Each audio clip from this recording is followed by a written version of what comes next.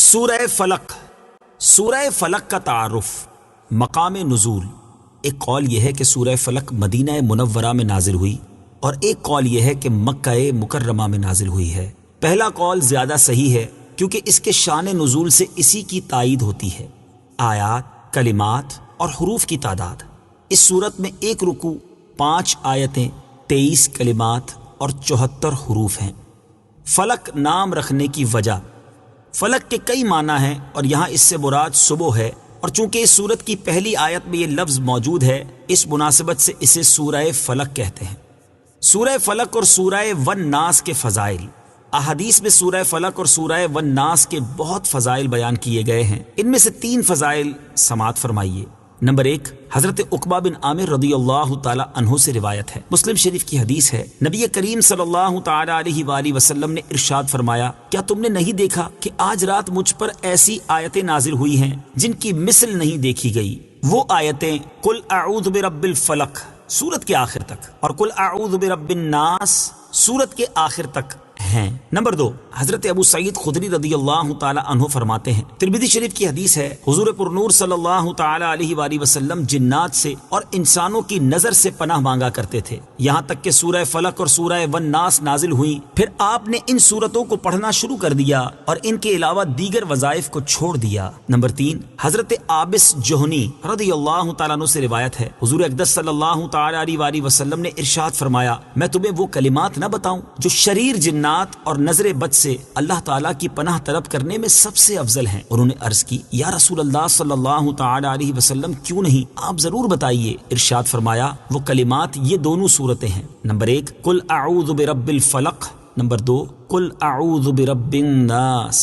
سورہ فلق اور سورۃ الناس کا شان نزول، یہ سورت اور سورۃ الناس جو اس کے بعد ہے اس وقت نازل ہوئی جبکہ لبید بن عاصم یہودی اور اس کی بیٹیوں نے حضور پرنور صلی اللہ تعالی علیہ وآلہ وسلم پر جادو کیا اور حضور اکرم صلی اللہ تعالی علیہ وسلم کے جسم مبارک اور ظاہری اعضاء پر اس کا اثر ہوا، البتہ دل، عقل اور اعتقاد پر کچھ اثر نہ ہوا۔ چند دنوں بعد حضرت جبریل علیہ السلام آئے اور انہوں نے عرض کی، ایک یہودی نے آپ صلی اللہ تعالی علیہ وآلہ وسلم پر جادو کیا ہے اور جادو کا جو کچھ سامان ہے وہ فلاں کنویں میں ایک پتھر کے نیچے دبایا ہوا ہے۔ رسول کریم صلی اللہ تعالی علیہ وآلہ وسلم نے حضرت علی المرتضیٰ کرم اللہ تعالی وجہہ الکریم کو بھیجا اور انہوں نے کنویں کا پانی نکالنے کے بعد پتھر اٹھایا تو اس کے نیچے سے کھجور کے درخت کے نرم حصے سے بنی ہوئی تھیلی برآمد ہوئی جس میں حضور اقدس صلی اللہ تعالی علیہ وسلم کے وہ منہ مبارک جو کنگھی سے برآمد ہوئے تھے اور نبی کریم صلی اللہ تعالی علیہ وآلہ وسلم کی کنگھی کے چند دندانے اور ایک ڈورا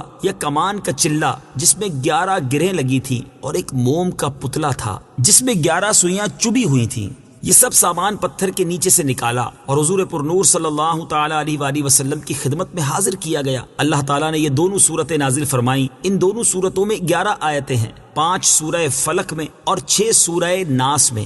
ہر ایک آیت کے پڑھنے کے ساتھ ایک ایک گرہ کھلتی جاتی تھی، یہاں تک کہ سب گرہیں کھل گئیں اور حضور پرنور صلی اللہ تعالی علیہ وسلم بالکل تندرست ہو گئے۔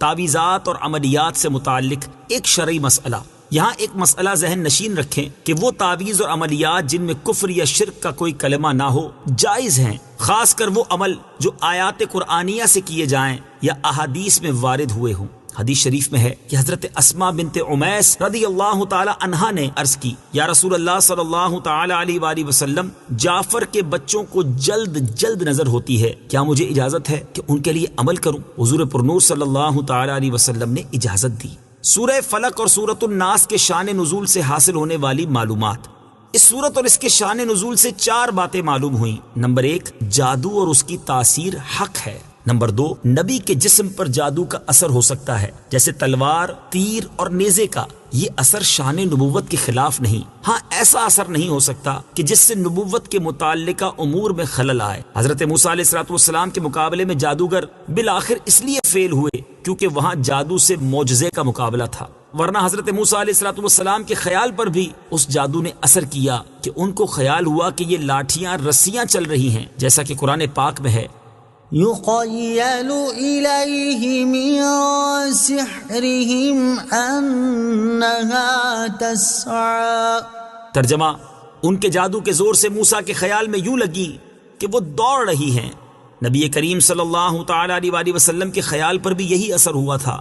نمبر 3، جادو کو دور کرنے میں سورہ فلق اور سورہ ناس میں خصوصی تاثیر ہے۔ نمبر 4، جادو، ٹونا اور عملیات و اثرات اور بیماریوں کو ختم کرنے کے لیے قرآن پاک کی سورتوں اور آیتوں کو استعمال کیا جا سکتا ہے، جیسا کہ اوپر بیان ہوا، اور خود بخاری شریف میں سورہ فاتحہ کو اس مقصد کے لیے استعمال کرنے کا بیان موجود ہے۔ سورہ فلق کے مضامین۔ اس سورہ مبارکہ میں تمام مخلوق کے شر سے، رات کے اندھیرے کے شر سے، جادوگروں کے شر سے اور حسد کرنے والے کے شر سے اللہ تعالیٰ کی پناہ مانگنے کی تعلیم دی گئی ہے۔ سورہ اخلاص کے ساتھ مناسبت۔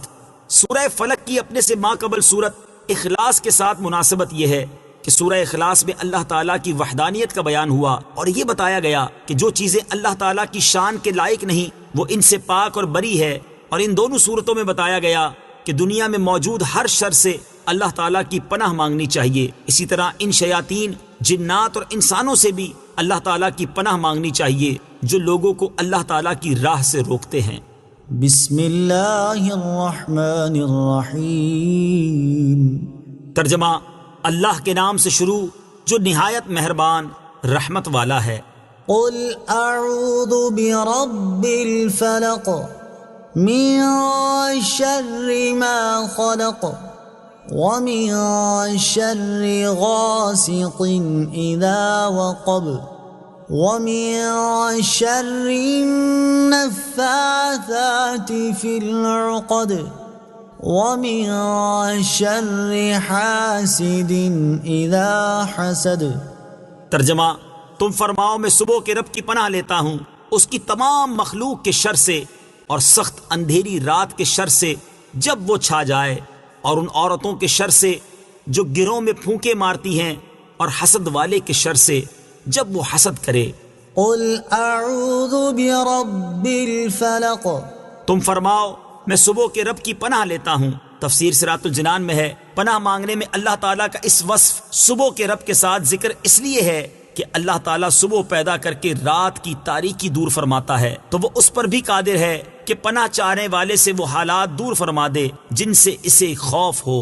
نیز جس طرح تاریک رات میں آدمی صبح طلوع ہونے کا انتظار کرتا ہے، اسی طرح خوف زدہ آدمی امن اور راحت کا منتظر رہتا ہے۔ اس کے علاوہ صبح مجبور و لاچار لوگوں کی دعاؤں کا اور ان کے قبول ہونے کا وقت ہے، تو اس آیت سے مراد یہ ہوئی کہ جس وقت کرب اور غم والوں کو آسانیاں دی جاتی ہیں اور دعائیں قبول کی جاتی ہیں، میں اس وقت کو پیدا کرنے والے کی پناہ چاہتا ہوں۔ ایک قول یہ بھی ہے کہ فلق جہنم میں ایک وادی ہے۔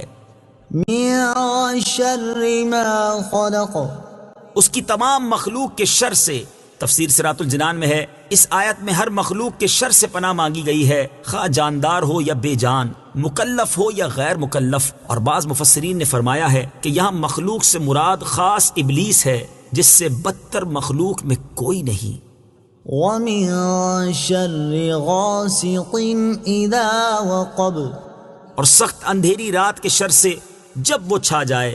تفسیر صراط الجنان میں ہے، ام المومنین حضرت عائشہ رضی اللہ تعالی عنہا سے مروی ہے کہ رسول کریم صلی اللہ تعالی علیہ وآلہ وسلم نے چاند کی طرف نظر کر کے ان سے فرمایا، اے عائشہ رضی اللہ تعالی عنہا، اس کے شر سے اللہ تعالیٰ کی پناہ، یہ جب ڈوب جائے تو اندھیرا ہو جاتا ہے۔ اس سے مراد مہینے کی آخری راتیں ہیں جب چاند چھپ جاتا ہے، تو جادو کے وہ عمل جو بیمار کرنے کے لیے ہیں اسی وقت میں کیے جاتے ہیں۔ ومن شر النفاثات في العقد۔ اور ان عورتوں کے شر سے جو گروہ میں پھونکے مارتی ہیں۔ تفسیر صراط الجنان میں ہے، یعنی جادوگر عورتوں کے شر سے پناہ مانگتا ہوں جو ڈوروں میں گرا لگا لگا کر ان میں جادو کے منتر پڑھ پڑھ کر پھونکتی ہیں، جیسا کہ لبید کی لڑکیوں نے نبی کریم صلی اللہ تعالی علیہ وسلم پر جادو کرنے کے لیے کیا تھا۔ تعویذات سے متعلق ایک اہم شرعی مسئلہ۔ یاد رہے کہ ناجائز کاموں کے لیے تعویذ گنڈے ناجائز و حرام ہیں، جبکہ جائز مقصد کے لیے گنڈے بنانا اور ان پر گرا لگانا، قرآن مجید کی آیات یا اللہ تعالیٰ کے اسماء پڑھ کر دم کرنا جائز ہیں۔ جمہور صحابہ کرام اور تابعین رضی اللہ تعالی عنہم اسی پر ہیں، اور نبی کریم صلی اللہ تعالی علیہ وسلم کے عمل مبارک اور ارشاد سے بھی یہ چیز ثابت ہے۔ چنانچہ حضرت عائشہ صدیقہ رضی اللہ تعالی عنہا سے روایت ہے، مسلم شریف کی حدیث ہے، آپ فرماتی ہیں کہ جب حضور پر نور صلی اللہ تعالی علیہ وسلم کے اہل میں سے کوئی بیمار ہوتا تو حضور اقدس صلی اللہ تعالی علیہ وسلم معوذات یعنی سورہ فلق اور سورہ ناس پڑھ کر اس پر دم فرماتے. اور حضرت عبید بن رفاعہ رضی اللہ تعالیٰ عنہ سے روایت ہے کہ حضرت اسماء بنت عمیس رضی اللہ تعالی عنہا نے رسول کریم صلی اللہ تعالی علیہ وسلم سے عرض کی، یا رسول اللہ صلی اللہ تعالی علیہ وسلم، حضرت جعفر رضی اللہ تعالیٰ عنہ کے بیٹوں کو بہت جلد نظر لگ جاتی ہے، کیا میں کچھ پڑھ کے ان پر دم کر دیا کروں؟ ارشاد فرمایا، ہاں، کیونکہ اگر کوئی چیز تقدیر سے سبقت لے جا سکتی تو نظر ضرور اس سے سبقت لے جاتی. وَمِن شَرِّ حَاسِدٍ إِذَا حَسَدَ، اور حسد والے کے شر سے جب وہ حسد کرے. تفسیر صراط الجنان میں ہے، حسد والا وہ ہے جو دوسرے کی نعمت چھن جانے کی تمنا کرے. یہاں حاسد سے بطور خاص یہودی مراد ہیں جو نبی کریم صلی اللہ تعالی علیہ وآلہ وسلم سے حسد کرتے تھے. یہ خاص لبید بن عاصم یہودی ہے، اور عمومی طور پر ہر حاسد سے پناہ کے لیے یہ آیت مبارکہ کافی ہے. حسد بدترین صفت ہے اور یہی سب سے پہلا گناہ ہے جو آسمان میں ابلیس سے سرزد ہوا اور زمین میں قابیل سے. حسد کے مقابلے میں رشک ہوتا ہے، اور وہ یہ ہے جس میں اپنے لیے بھی اسی نعمت کی تمنا ہوتی ہے جو دوسرے کے پاس ہے، لیکن دوسرے سے چھن جانے کی تمنا اس میں نہیں ہوتی. اس صورت مبارکہ سے معلوم ہوا کہ جادو اور حسد بدترین جرائم ہیں کہ عام شروں کے بعد ان کا ذکر خصوصیت سے فرمایا گیا. صدق اللہ العظیم.